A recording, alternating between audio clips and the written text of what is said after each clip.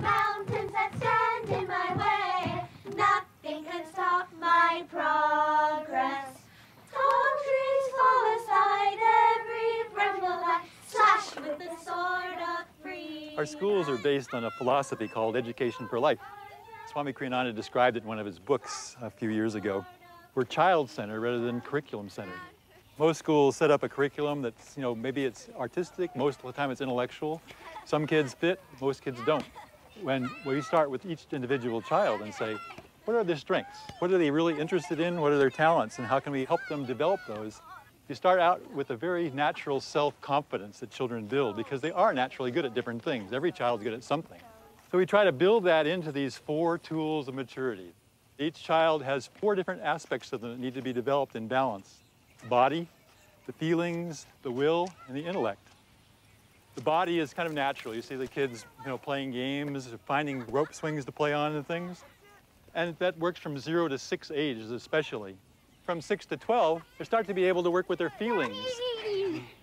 Hi. This is my daughter, Caitlin. Nice to meet you. I'm Juliet. Hi. We're gonna go play. Okay. Good to see you guys. Bye, Juliet. Bye. So during the feeling years, we're going to work with drama, stories, things that they can get excited about, get their feelings expressed. But in addition to expressing them, we want to learn how to direct their feelings in a constructive way.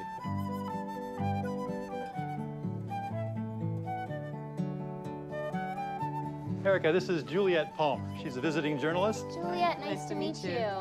She wants to know more about the school, and I was saying that you're really special in our school because she's not only one of the teachers, but she was a former student. Oh, wow. That's real confirmation. One of his students. And we were talking outside about these tools of maturity and especially the feeling years, and I thought since you're teaching that age, you could give her some firsthand information. Absolutely. One of the things that we do in this classroom every day is circle time.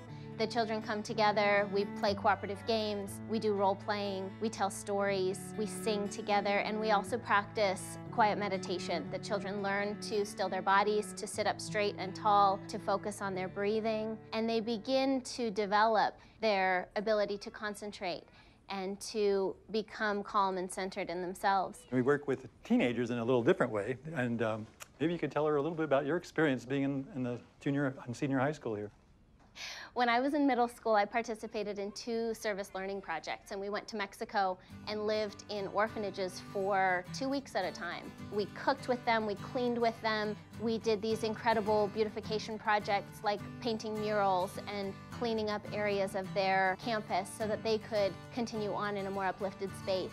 The essence of what we're trying to do with the teenagers is we're trying to help them expand their horizons, that they need new adventures. So if we can give them things like an orphanage trip or even just locally, like working at the animal shelter or working with autistic children, they get satisfied on that level of growth. If we don't give them that, they're going to find their adventures in other ways. They're going to go to the alcohol, the drugs, the sex, trying to get that deeper experience, but it doesn't compare at all to the real thing. Teenagers can really be a wonderful group of people to be around. They're so idealistic and energetic and creative, and those are things that our society as a whole doesn't cultivate. College years are all about the intellect and how to cultivate that part of life. The natural instinct of 18, 19, 20-year-olds is to stay up all night talking about philosophy, Nietzsche, or the different theories of civilization. And our job in this college is just to move that in a constructive direction. So we have majors like directional psychology, where you study what is it that makes people happy? How do they find that sense of fulfillment in life? Or world cultures and consciousness. How does the different levels of consciousness affect countries and continents? So if you take all this together now, all 4 tools, you've got the body, which has become an asset to the person. It's not something that takes energy away from it, it adds to what they want to do in life. The feelings, where they know how to direct their feelings in constructive ways. They're not sidetracking things with emotions that don't help. The will is that they realize they have this tremendous tool, this dynamic energy that's at their disposal to make things happen in life. So with this whole person developed, they're, as Swami says in the title of the book, they're prepared to meet life's challenges. They're prepared to deal with life in a constructive way. You see in all of us this ability to use our willpower and the perception that we have developed within ourselves to manifest whatever it is that inspires us. Well, one comment we often get is that these students are different. They know who they are. It's a gift we'd like to spread just as broadly as we possibly can. Awake